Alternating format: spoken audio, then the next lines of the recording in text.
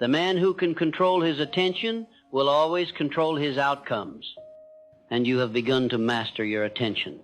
That is another sign. Where others are reactive, you are intentional.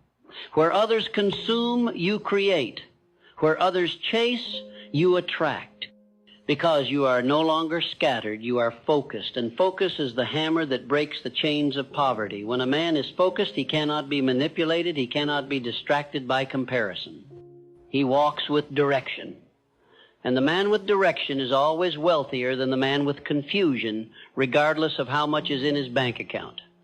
You have also started thinking long term. That's another sign. You no longer live in emotional impulse. You have begun to build systems. You have begun to think in years, not days.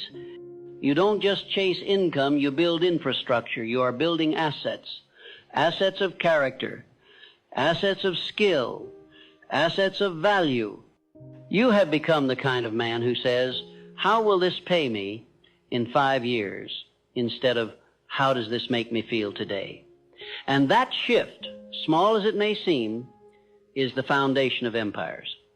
You see money differently now. That's a mark of growth.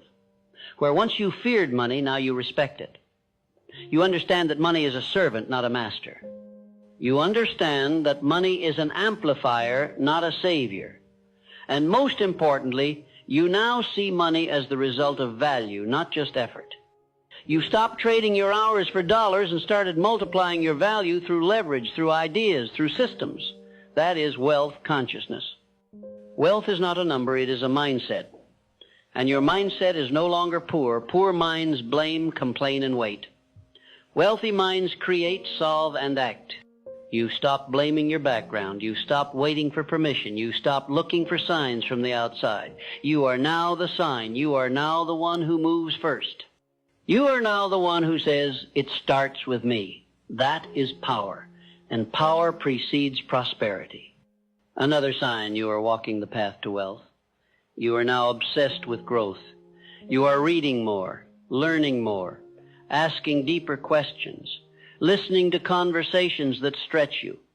You are replacing gossip with mentorship.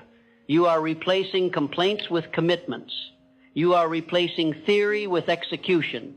And that execution, even when imperfect, is producing momentum. Momentum is the greatest asset of the man pursuing wealth. Not speed, momentum. Because speed fades, but momentum builds. Every disciplined day you stack, every focused hour you complete, every hard choice you follow through with adds weight to your character. And weight creates gravity. People feel it. Opportunities feel it. And when the world senses your seriousness, it responds. You are becoming serious now. Not serious in mood, but in mission. You smile more, not because life is easier, but because you are aligned. You no longer panic when things go wrong. You stop making excuses. You don't talk about goals the same way. You walk like someone who expects to win. You carry yourself like a man who has already been there in his mind. You see, every wealthy man I've ever studied had one trait in common. They walked in advance of their results. They didn't wait for success to show up before acting like they were worthy.